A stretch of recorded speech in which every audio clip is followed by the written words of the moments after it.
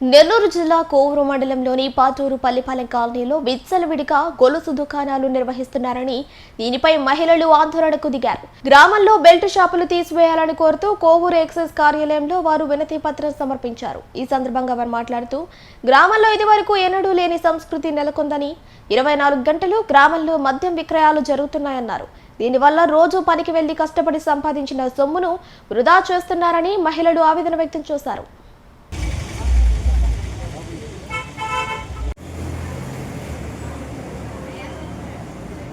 మండలం మొత్తం మీద కూడా పెట్టిన కేసులు ఎక్కువ ఇక్కడ కార్టూన్లో పెట్టిన కేసులు అది నేను ఈరోజు మీరు వస్తారని ప్రిపేర్ చేసుకున్నది కాదు కదా.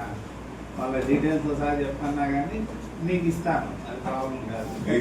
కేసు పెట్టున్నారు సార్, మీరు కేసు పెట్టిన తర్వాత ఇక్కడ వచ్చి హ్యాండ్ ఓవర్ చేసుకుంటారు. తెల్లారి నుంచి మళ్ళీ అదే వ్యాపారం చేస్తున్నారు. ఆయననే కాదు ఇంకొక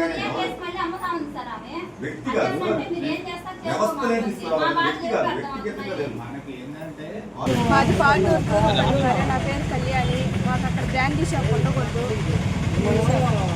కాలేజీ బాబులు అక్కడే దిగుతారు, అక్కడే ఎక్కుతారు. ఏదైనా ఇష్యూ అయితే రెస్పాన్సిబిలిటీ ఎవరు చేస్తారు? లేడీస్ వీళ్ళంతా గొడవలు పడుతున్నారు. అక్కడ ఎక్కువ బాయ్స్ తాగేసి వేరే వాళ్ళంతా గందరగోళంగా తప్పులు పడుతున్నాయి.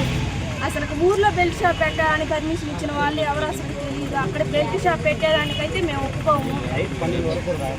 ఎక్కువ తాగుతున్నారు, ఎక్కువ గొడవలు అక్కడే పడుతున్నాయి. దీనికి ఎవరు ఒప్పుకోరు. అసలు ఎక్కడా లేదు, ఏ ఊర్లో కూడా పెట్టేదానికి లేదు. అసలు ఉండేదానికి మేము ఒప్పుకోము.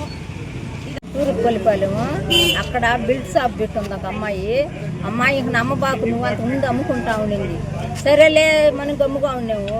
ఇప్పుడు ఏమంటే నేను 50,000 కట్టేశాను, నేను తీను, నేను ఏం చేసుకుంటారో చేసుకోండి, ఎవరికి తెలుపుకుంటారో తెలుపుకోండి, నేను వాళ్ళకి కట్టేస్తున్నాను. వాళ్ళు పోలీసు వాళ్ళు వచ్చినప్పుడల్లా నేను 5,000 ఇస్తున్నాను, మీరు నన్నేం పీకలేరు, ఎంతమంది అయినా బోండి అంటాం సార్. వాళ్ళు డబ్బులు కడతా ఉన్నాను కానీ మీరు ఎట్లయినా మాకు పక్కన మళ్ళా గుడి ఉంది, మేము భజన పోయి రేత్రి రావాలంటే భయంగా ఉంది. షాప్ ఉండకూడదు సార్ మాకు. మా పాప కాలేజ్కి ఎక్కి నడిపిస్తాను. బిల్ షాప్ నిద్రలే సార్ ఫీజు మొదలు సార్ 10 గంటల వరకు అమ్ముతానే ఉంటుంది. నిద్రపోయి లేచి మళ్ళీ తాగేసి వచ్చి మళ్ళీ గొడవలు పెట్టుకుంటా ఉన్నారు సార్. యూతులు మాట్లాడుతున్నారు సార్. అర్జున్ వాడవాళ్ళు మొత్తం కలిసి పల్లిపాలి వాళ్ళందరూ కలిసి అదిగా మాట్లాడుతున్నారు. సార్ మాకైతే అక్కడ బస్ స్టాప్, గుడి, పాటూరు, తూర్పు పల్లిపాలెము అక్కడ సెంటర్లో పెట్టుకున్న వాళ్ళు అన్ని కూలింగ్ షాప్ పెట్టుకుని దాంట్లో ముందు కూడా అమ్ముతుంది. అదైతే మాకు అమ్మకూడదు సార్. అక్కడైతే బెడ్ షాప్ ఉండకూడదు. కాడికి బెడ్ షాప్ తీసేయాల్సిందే.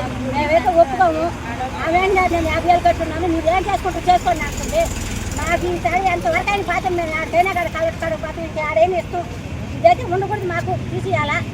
బెడ్ షాప్ అయితే ఉండకూడదు.